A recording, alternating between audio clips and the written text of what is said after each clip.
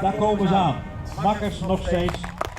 Ik zal u vertellen, Libbe Nauta, die kent hem niet uit de streken voetballerij.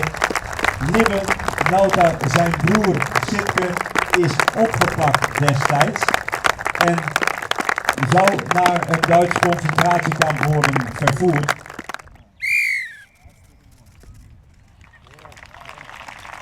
En dat was het.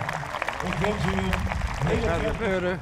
Ik was als toeschouwer, ik was 16 jaar en toen hebben ze niks, voor eerst niks gebeurd, maar toen later toen kwam een beetje paniek. Ja, er waren Russia, de Duitsers, die konden niet wegkomen, of de toeschouwers konden niet wegkomen, om het terrein was in de tuinen, zo'n allemaal Duitsers. Ik zie het op de tribune mensen gaan plak te wijzen.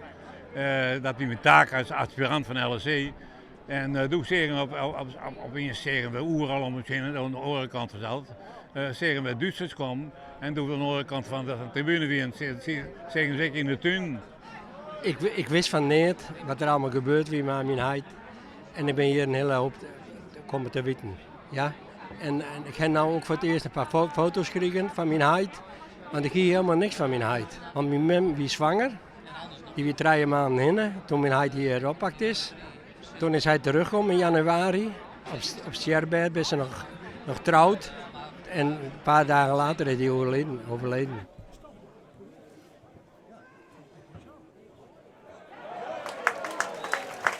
Een stortvloed van emoties.